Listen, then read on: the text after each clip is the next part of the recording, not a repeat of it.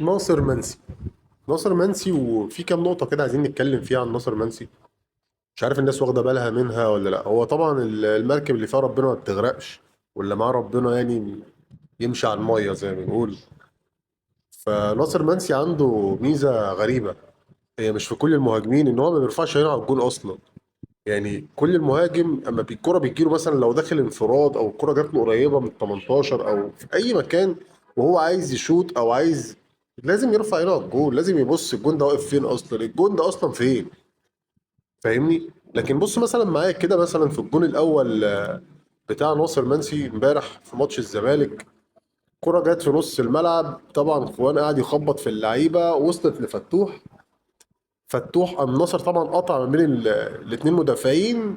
ناصر ما بصش على الجون، ناصر شاط الكرة هو بص في الارض، الكرة جات له قام شايطها. راحت في الزاوية اللي هناك، طب راحت ازاي بقى، راحت فين الله اعلم ما تسألنيش.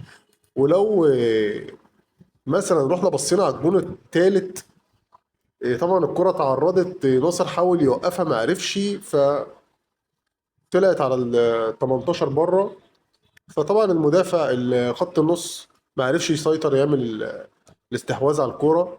لو بصيت برضو على ناصر، هو ما بصش على الجول، هو بص على الكرة، بص في الأرض. هو خد الكرة من قدام اللعيب وقام لافف بوشه، طق حط وش رجله، جاب جول. حوار غريب برضو. هوريك جول برضو كان في ماتش سموحة، الجول ده بص كده معايا، الكرة برضو في نص الملعب. اعتقد ده اخوان برضو، جات لناصر، بص ما بصش على الجول، هو بص في الارض، طق شاط الكرة جول. والله يعني فعلا يا جماعه يعني، اللي معاه ربنا ما بيغلبش.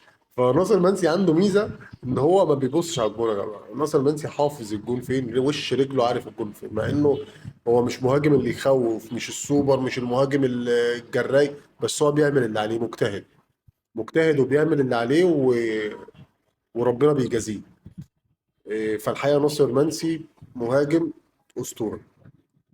لو انت زملكاوي طبعا ما ينفعش تعدي الفيديو دوت من غير ما تعمل لايك وتعمل اشتراك في القناه، وتقول ناصر منسي الأسطورة.